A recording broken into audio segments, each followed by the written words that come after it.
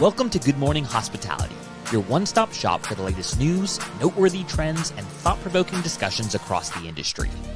From hotels and short-term rentals to all things travel and hospitality, you'll find each episode equips you with the information that you need to start your week. Join us on Good Morning Hospitality every Monday, wherever you get your podcasts.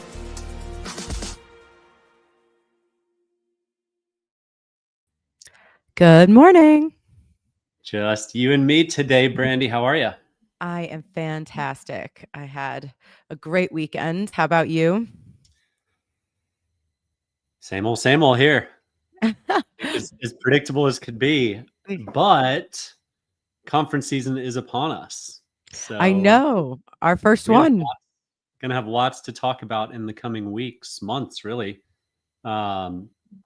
So yeah, it's kicking off. I don't think there were any this past week, but starting with guest eval on Wednesday, and then rolling into many conferences after that. Starting with the best, I have to say. It's like it's pretty hard to beat the guesty conferences. Guesty team, if you're listening, I've been talking up this conference pretty hard. So I hope you guys deliver. But Mexico City is an incredible location, so I'm sure that it's going to be just as fun as the past ones. Well, first time in a new city, so there might be some hiccups here and there, but I would anticipate they've thought of everything and got some emails this morning about scheduling and where to be where, and getting the buses out to different locations for their events. So very much excited for this one. And the three of us haven't been together in what, 2.5 years since Spain? Has it really been that long? That's crazy. Wow. So. That is wild. Following guest eval is Skift's annual conference. So I wish you and I were going this year. If any of the listeners are going, will be there. Make sure to check it out. We hope to be there next year. Yeah, I think their panels and their like speakers they have are always super interesting. So yeah, excited to see what we'll be talking about after that as well. And I'm excited because if anyone knows Brandy well, she's a foodie and she's picked out a restaurant for the GMH team, plus a couple VIPs to go with us. So that's Wednesday, 2 nights from now. It's crazy. 2 nights from now. It was Will can't have a lot of seafood, so I tragically Contramar, that's like not a hot take. Anyone that goes to Mexico City like loves Contramar, but I sadly had to put that aside so that Will didn't go into anaphylactic shock. But the Mexico City food scene is incredible. It's going to take a lot of willpower for me to like stay at the conference and not just like sneak off to go eat. If you find me missing, that's what happens. Fair enough. We'll know where to look for you in one of the world's top 10 largest cities. So exactly. we'll find you. No big deal. You'll find me. No big deal. We've got some fun topics today, but one of the ones that I wanted to mention before we got into things was an investment that, quite frankly, we haven't seen too many investments in the short-term rental space over the past year or so. So huge congrats to Richard and Marilee at Under the Doormat for getting $7 million for their umbrella of companies. So anyone who's done fundraising in the past 5 years knows it's not easy, but congrats to them. Yeah, it's great to see any investment coming into the space. And I know that they probably worked really, really hard to get that. So congratulations to their team. And now we just get to see what they'll do with it. Yeah, well, a lot of it's going to be for expansion into the Middle East. Under the Doormat already has a presence in Oman, UAE, and Saudi. So I think the investment came largely from the Omani government. So I think that'll be an interesting one to track. It's not an area that we cover very often on our show. I know the UK show or the EU show has covered some stuff in the past, but I think it'll be an interesting one to track. Underserved market likely, and the funding shows that they're betting big on what's to come. Yeah. Well, speaking of investments and maybe investments that didn't go quite as planned, Rafat came out with a video diary, kind of video essay that Skift put into an article about former darlings, Selina and Sonder, and some lessons that we can learn from these two brands. And, it has been, we've talked about these, especially Sonder, like pretty extensively over the years, but these were two kind of victims maybe of the SPAC era, going public with, a great vision that was capitalizing on trends. You have Sonder, tech-enabled hospitality, and Selina kind of cornering the digital nomad group. And both of those things didn't really pan out. And I was thinking about Selina and how if they had actually kept that smaller and more boutique, that might have actually been the key to success. But the digital nomad thing was like a fad. There's still people, I'm sure there's someone listening to this that is like, I still work from a cafe in Bali. But it's, as like a global thing that is enough to like support a public company, it didn't take off. So if they had just gone boutique and picked a couple of hotspots, Portugal, Bali, Tulum, wherever, they could maybe have found more success that way and grown more organically. Well, and similarly with Sonder, well, I think if anything that we've learned in the short-term rental space is that arbitrage windows close. For sure. We learned it at Rented. You learned it at Romy. Yeah. Sonder learned it through the public eye. But what hasn't closed is the desire for short-term rentals in city centers, and particularly in Class A. And Sonder has some incredible real estate. But another thing we've learned, probably more so from Vacasa than from Sonder, is you can't trade as a tech company and be a property management company. And Sonder relied pretty heavily on their technology and using that as a way to create economies of scale.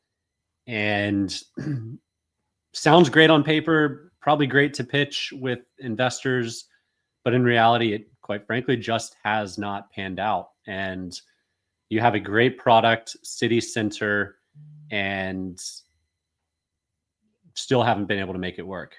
But well, I think it's because they were kind of like a poster child of this VC fueled, like grow at all costs, sign whatever leases at whatever rates, and just grow in whatever city. And so you have some of that Class A real estate. I think like the example here in Miami, their 17 West building, beautiful. And we were competing with them and at the time, and they just threw down such an exorbitant amount of money. And that was like maybe 2018, 2019.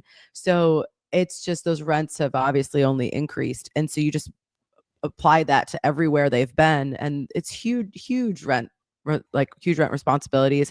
And then expensive people trying to build tech, but then still paying for other tech because your tech isn't necessarily working. And yeah, it's just, I think it's not being true to like who you are as a company and trying to sell a different version that will trade higher. And then in the end, it doesn't pan out. And softening of certain markets like Miami, where there's lots of inventory. New York, I guess they have hotel licenses, so they're probably doing fine in some of the cities that are illegal short-term rentals across the board. Just like you guys or any of the other urban operators have figured out over time, you got to get a hotel license. Yep. And if you do that, then you're in great shape. As long as the macro travel trends are still in your favor. As long as people are still traveling. Well, it was so funny because I thought we all follow like the Points guy on Instagram or whatever, and he did a video about him staying at a Sonder in Edinburgh, which I was just there, and I stayed at a Virgin Hotel, which tangent was incredible. Like absolute shout out, amazing hospitality. But he was talking about the Sonder building via Marriott and how like it was like, would you stay here? And kind of throwing some shade at the W hotel that's there, which does kind of stick out like a sore thumb. It does not. I'm sure it's a great hotel, but like aesthetically from the outside, it looks kind of crazy in that city. Very modern. But there's still this discovery. People are still discovering Sonder. Like, would you stay in this apartment like through Marriott. And I still find it funny. Like, it just goes to show we're in our own echo chamber bubble. Cause I'm like, how do you not know about short-term rentals yet? Like, it's not even like, it's not alternative accommodation. It is like a main source of accommodation now. Yeah, we need to add that link in the show notes. But the narrator was basically like, I'm traveling with my family of 4 and I got 2 bedrooms for 100,000 Marriott points versus the W where we would have to share a room for 200,000 Marriott points. So shocker that that short-term rentals do have a strong value prop, especially if you're traveling as a group or with your family.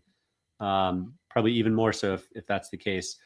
But I think, the big shout out to Sonder that I think is going to pave the way for not just short-term rentals, but small boutique hotels is their arrangement with Marriott, where Marriott didn't buy them. It is a distribution deal. And this is something that has only picked up steam in the coming or the past weeks. Trailborn did a distribution deal with them. And we are heading in the direction of Flags, not necessarily even buying other brands, but giving key money to own that distribution channel. And I like it. I mean, it's kind of a hedge for both companies. You don't want to sell yet, but you might sell in the future. I would imagine Marriott does end up one day buying Sonder at some level, but this is a great way to kind of sink your tentacles in.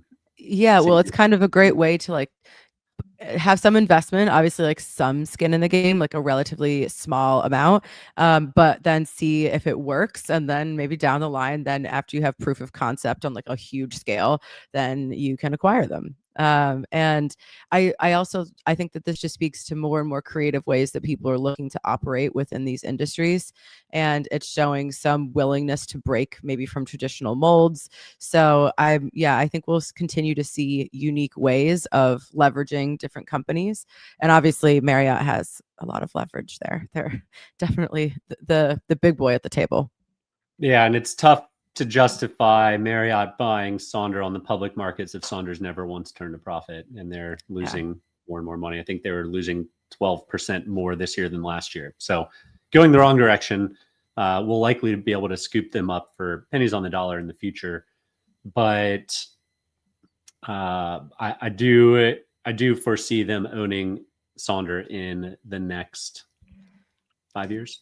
Yeah, and who knows? Maybe Selina, someone has to come in and scoop up, Selina, and they also had such a great like little mini brand, or maybe they'll just go private and go back to the boutique ways and call all those digital nomads in Bali. Paul Manzi commented that they were listening to this from a cafe in Bali until I made fun of them. So thank you, Paul. And then to all of our nomads in the Bali cafes, please keep listening. Yeah, I don't really fault Selina. I love that they have gone, or that they went big on a bet and the bet just didn't pan out. And sometimes they do and sometimes they don't, right? I mean, I think there were lots of bets in let's say the crypto space. There's one or two winners, but the rest are losers, right? You make some big bets and sometimes you win and sometimes you don't. I don't think it was for a lack of poor execution. It was just a missing the mark on where the market will be 5-10 years from now. And the companies that do really, really well, Airbnb, Brian Chesky, for example, can see 10 years in the future and position their company to be there. And I mean, even within Airbnb, sometimes it's worked and sometimes it hasn't. The experience is luck, to some extent. It's like it's a good amount of foresight, but then it's also picking the right gamble, and so that I think especially Brian Chesky has been particularly skillful at picking the right gamble. For the most part. One of the gambles they're betting on is targeting locals. And Barsha wrote a great article from Skift about how hotels and Airbnb are both targeting locals. I love this. Quite frankly, I love it more from the hotel approach than the Airbnb approach. Same. Because I've gone to drinks in hotels for business meetings or for fun. Like the W has great bars. I've been to the W in Miami, right down the street from Yep. you, Brandy. I've been to Ace Hotel in New York, was always an excellent meeting spot.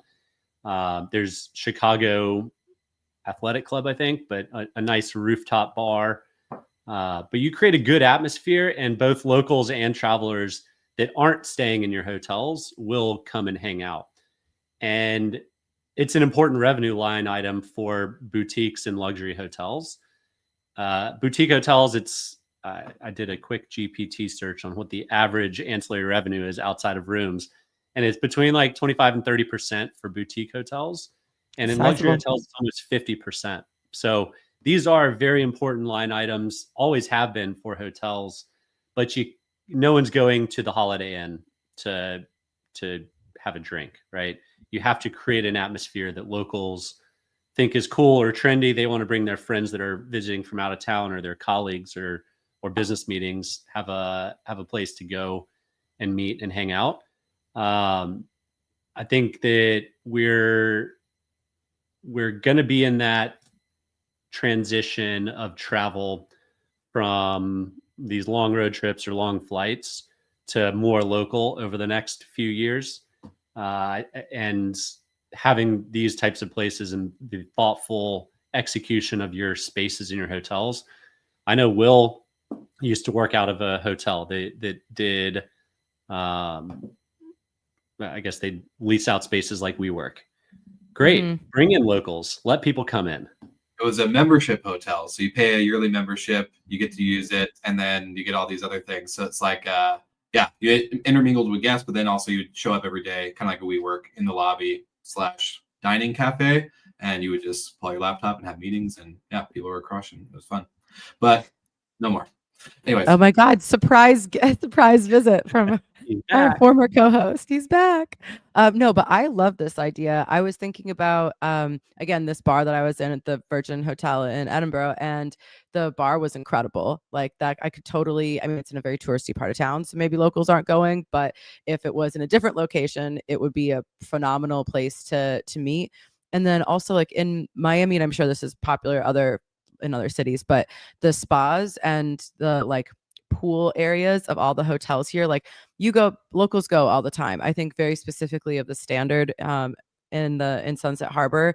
Like I know that people go there, they'll have their spa, you go to the bar. I just went to the bar recently. Actually, it was incredible. They have this little speakeasy, and then went to the Bayside restaurant for dinner. So capitalize, like you're trying to find every single corner of your TAM, like where like get every scrape out that you can get, because you're paying for that real estate, and there's only so many customers you can get to spend their nightly rate.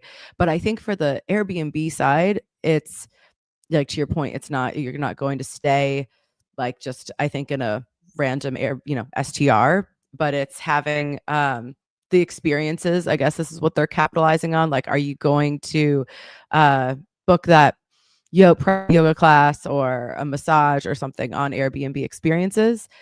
But the local push, I thought, to me was really interesting from this perspective, because and I'm sure many other operators had this, we had like a strict no locals policy for a very long time, because locals usually meant fraud or parties or something that was going to be a huge headache. And then we would loosen that up, especially in Miami. We'd have people that were, there's moves, your home's getting renovated or fumigated, or you're getting divorced. That's a big one. People need that short-term housing. And so I think it is, especially if your calendar's looking a little scary, it's definitely worth like opening up to locals with caveats. You can have people, you can kind of question, if I'm moving to Miami for work, it's like I'll be able to provide, it'll sound like I'm providing real details rather than like I'm coming to party or I'm coming to trash the place. People usually aren't trying to commit fraud and pay like a year up front. So yeah. I just, from the hotel side, I'm 10 times more likely to go to even in Auburn, to a hotel restaurant or have drinks at the rooftop bar than I am to hire a private chef to come cook at my own house. Honestly, It's for sure. Same. So I hope Brian's right for the sake of Airbnb and seeing the big future and everything. But I do think what's here and now and consumers are ready for and already consuming is local experiences from their local hospitality providers. Like, you don't have to bring them into your house. If I brought a private chef into my house, I mean, it's not the same experience. It's different if you're on vacation and you're bringing a private chef in for a group of people. But if I'm in my house, I'm going to probably cook myself. Like, I don't know. Yeah. I'd almost prefer to do that than have someone else cooking in my kitchen. Oh yeah, I can't stand it. And I'm like, I always try to think, okay, not everybody loves to cook as much as you, but if I was like, oh yeah, you can, I'm just watching someone in my space, I'd be like, no thanks. But Yep. I was also right there. no, that's not where that pot goes. But I was thinking about the fitness class example and how that's one of the examples that they use is like, this is what people are going to use experiences for. And I would be so interested to see what the data looks like after a year, because think about all the ways you book fitness classes, like MindBody, that app, which has every studio can create their own app through MindBody. And so you have that, you have ClassPass. I'm sure there's like hundreds of other specific like fitness ones. What on earth would possess you to be like, actually, Airbnb comes top of mind, like to the amount of work that will have to happen in like the zeitgeist to come to like jump over all of those other fitness apps. It would have to take people being like, you can only book our class on Airbnb, I think, like a studio or something. I mean, that's a very valid point. And same with a massage. Like, that's just not where your head goes. Is I'm going to hire a massage or masseuse to come into my house for a couple's massage. That's the last place I would look. Now, if I'm traveling and I get fed an ad or fed something from the Airbnb platform, sure, I get it. It makes total sense. It's congruent, but it's, I don't know, the Angie's List of locals. I think that's a stretch. Yeah, and this is also where I want, we're in our like STR hospitality bubble. I would love to hear from like who has booked an Airbnb experience that's just like a non-STR hospitality person, like locally. Like I wonder what prompted that person. If anyone listening knows someone that's done that, I would love to hear like what the process was, if they did it just because they heard about it or if it happened organically. Like I'm like skeptical, but I understand why they went after this. I do see from the hotels, that's where you're going to have more of the community building. If more places offered like what they did for Will, like Will's, you can go and work there, you get different benefits and discounts. I think that's a very, very smart way of bringing in locals. Yep. And we don't have to ask anyone else besides Skift for the US travel trends on who would go to hotels, rooftop bars, restaurants, spas if they were non-guests. 73% of respondents would. So a vast majority of guests would, or non-guests, will still use amenities as long as they know it's open to the public. There are some places that you aren't able to go because it is a resort, and if you haven't had the resort fee, they don't look kindly on non-guests going there.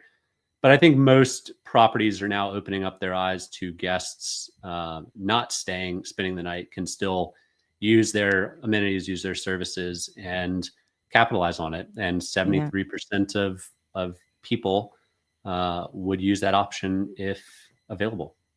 Friend of the pod, Jimmy Reps, commented that he decided to take a local yoga class on Airbnb and was surprised that the other 6 attendees were all locals. So I stand corrected in this one example. Thanks for sharing that, because that's so surprising to me. And again, that's just like, I guess my own bubble and perspective, but I guess it's working in Jimmy's hometown. Was that at your house, Jimmy, or did you go to a yoga studio or someone's Airbnb? Yeah. Curious. Would love more information there, but I think it's going to take time for sure for people to associate Airbnb with anything other than short-term rentals. I mean, they've hammered marketing. They've done an incredible job of branding themselves as the short-term rental company, and it's going to take time. And I don't know if it's worth the dilution of the Airbnb brand. And I said this when they announced it a few months back. They should have a second brand that's hammering. They're great at building brands. Don't dilute the Airbnb brand. Build a separate brand, and that way you don't put your core business at risk. Yeah. Plus, they have the whole like hotel focus as well. So there's a lot going on. A lot going on. And Jimmy did confirm it was at their studio, so not going to a stranger's house or hosting 6 other people to his house. But yeah, cool. I think I'm eating my words in real time. I guess people are going to Airbnb instead of the MindBody app. More questions? Were you fed ads, or did you just know to go and look? I think I know the answer to that, Jimmy. Thanks for chiming in. I do also believe that's going to be a lot of geographically located. In Auburn, there's no experiences available as of a couple weeks ago when I checked. So it's going to be major cities, but it'll take a long time before it kind of percolates into the smaller locations. Yeah. Well, that brings us to the end today. Thank you to Jimmy, Esther, and Paul for listening in, and all of our other live viewers. Again, we're going to be at Guestival in Mexico City this week, which we are super pumped about. Will also be there, so you'll get to see the elusive former co-host in person. If anyone is going to be at Guestival in Mexico City, definitely let us know. We want to catch up and see everyone, and we'll see you all next week.